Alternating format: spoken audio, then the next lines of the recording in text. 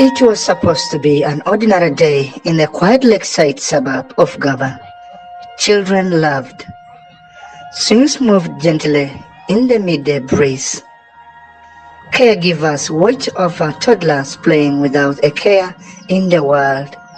But within minutes, that innocence would be shattered. What unfolded would leave an entire nation in shock. This is the story of Christopher Okello Onyum, the man at the center of one of the most horrifying attacks on children in the recent memory. A darkness at noon. It was just past midday when a man walked into the Ggaba Early Childhood Development Program Center. He did not run. He did not hide. To everyone there, he appeared to be just another parent, calm, composed, and ordinary. But behind the calm exterior was something far more sinister. Moments later, screams filled the air. Panic spread like wildfire, and within minutes, 4 innocent lives had been taken. The victims were not strangers, they were toddlers. Children barely beginning life. Police later identified them as Gideon Eteku, age 2, Case Alungat, age 2, Ignatian Serwange, age 3, Ryan Odege, age 2.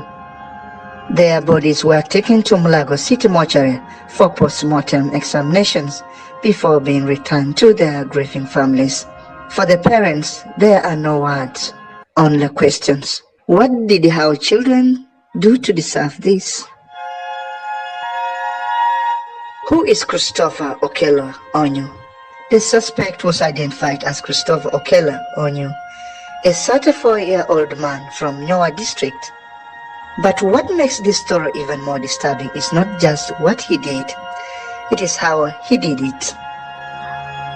According to police, Onyum had visited the same school just 2 days before the attack, not as a threat, but as a parent. A calculated move. He came asking for admissions for his child. He spoke to the school management. He followed the procedure. He left. Nothing unusual. Then, on the day of the attack, he returned. This time, he carried money 180,000 Uganda shillings to pay for admission. He paid. Everything appeared normal. But what happened next reveals a chilling level of planning. After completing the payment, Onyum pretended to leave the school premises. Instead, he changed the direction. He walked toward the playground, toward the seesaw, toward the children.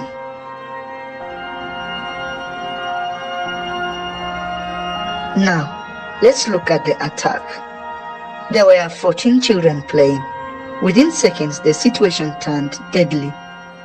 Armed with 3 knives, he began attacking the toddlers. No warning, no hesitation, only chaos. Some children screamed. Others tried to run.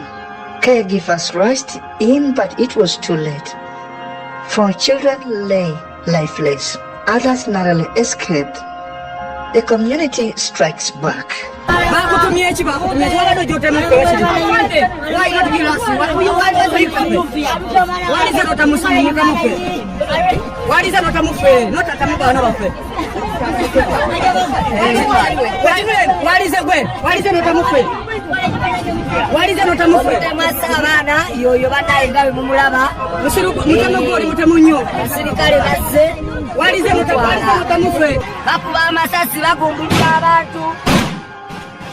As news spread, anger erupted.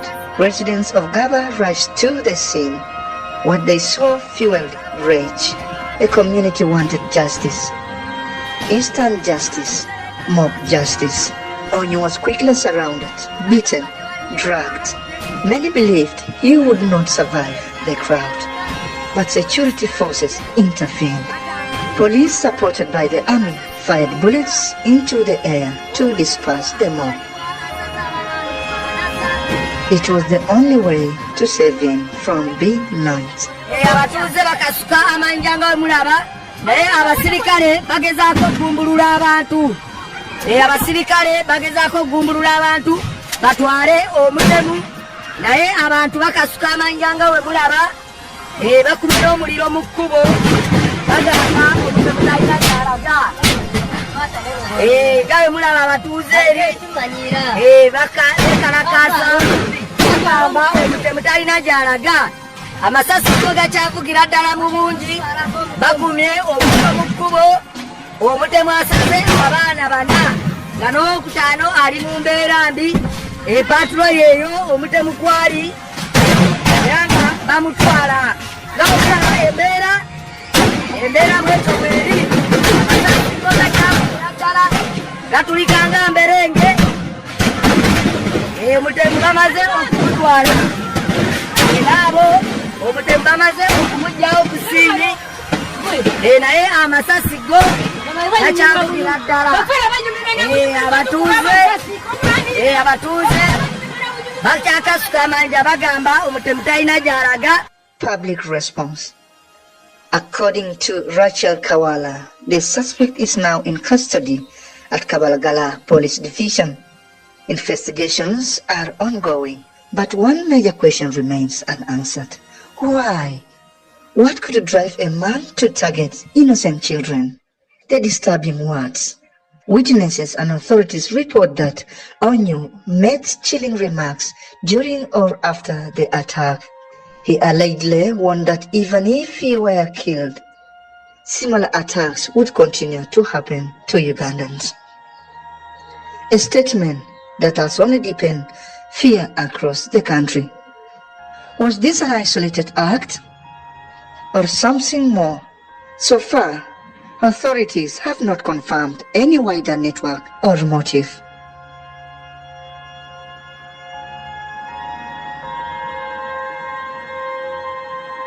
Security questions. The attackers also raised serious concerns about safety. How did he gain access so easily? How did he move freely within a school full of children? Mark Bayingana questioned how security at the school failed to detect any threat. These are questions many parents are now asking. Because if it can happen here, it can happen anywhere. The voices of pain. Parents of surviving children are still in shock. Some cannot sleep. Others cannot return to school. Karim Kasiwe, a parent, described the pain as unimaginable. He believes more children would have died if the attacker had not been stopped. The school, through its lawyer, Stanley Okello, has announced it will remain closed temporarily. A place once filled with laughter now stands silent. The Inspector General of Police, Abbas Byakagaba, visited the scene and urged the public to remain calm as investigations continue. But calm is hard to find when grief is this deep.